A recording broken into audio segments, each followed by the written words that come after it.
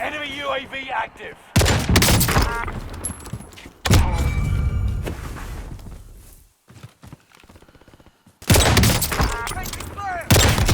Hey, bot-ass, get that.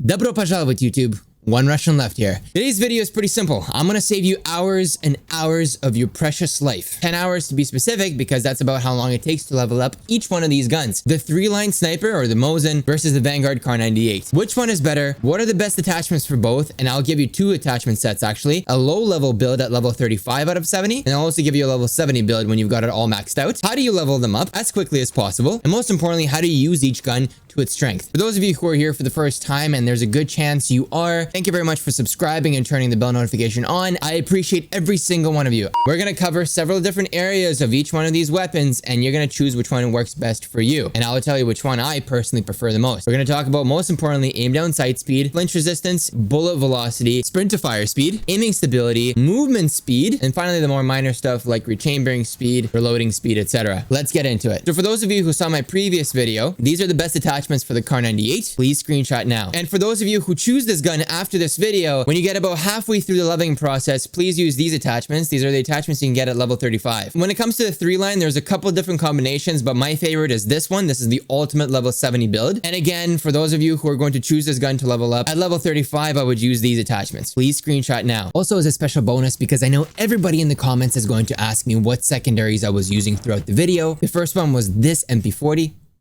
And the second were these Vanguard 1911s. I'm still experimenting with both of these secondaries, but a new video is coming soon. High five.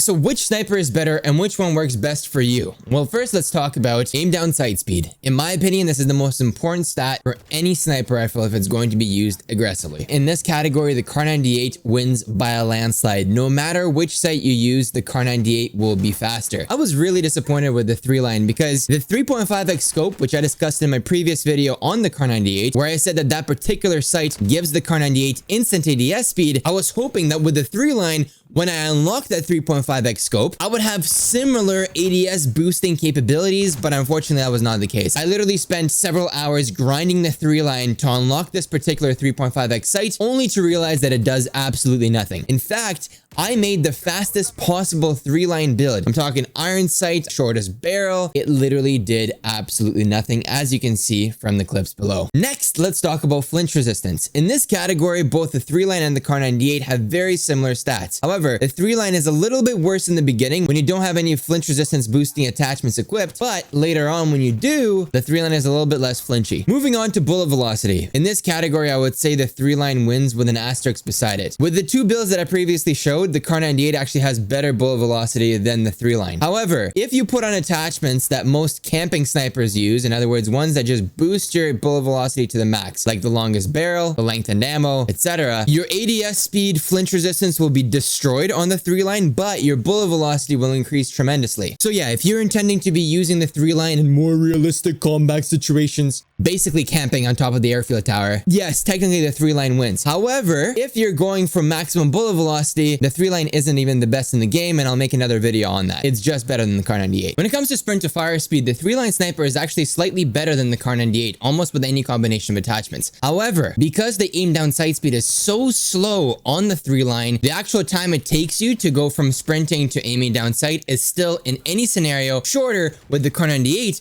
versus the 3-line sniper. Also, this is a very helpful tip, especially with the Kar98. You gotta remember that Activision wanted sprint to fire to negatively impact ADS speed. So in other words, you ADS like 3 or 4 times faster with the Kar98 if you're standing still versus if you're sprinting and then ADSing. So to speed up my ADS animation, all I do is cancel my sprint. And the most effective way of doing so is either slide canceling and then jumping right before you ADS, or completing a slide and then ADSing. In the aiming stability category, or in other words, how much your crosshairs bob from side to side when you're aiming down sight, the Kar98 is slightly more stable than the 3-line. I'll just leave it at that. Movement speed wise, the Kar98 is slightly faster than the 3-line because of its short stock attachment, which unfortunately doesn't exist on the 3-line. And last but not least, let's talk about rechambering and reloading. Reloading speed wise, both of these guns are exactly the same. But when it comes to rechambering, the Kar98 wins all day because it's more stable and faster. So overall, as you can see, the 3-line does have some categories that it beats the Kar98 Kar98 in. But in my opinion, the best choice by far for an aggressive sniper is the Kar98. I wouldn't waste my time with a 3-line unless you're just going for camos. With that being said, if you got time to burn and you want to level up both of these guns,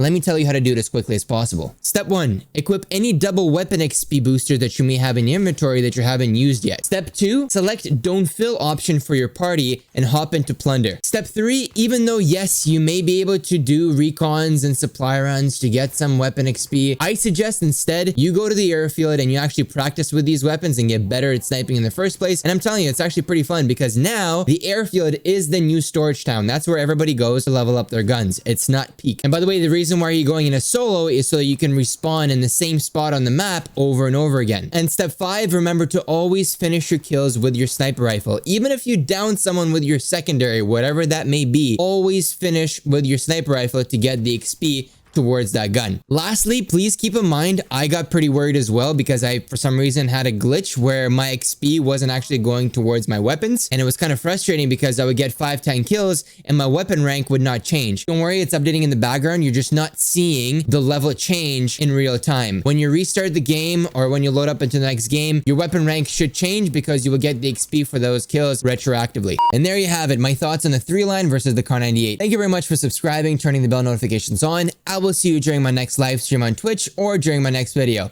Thank you very much for watching. Спасибо за просмотр. Russian out.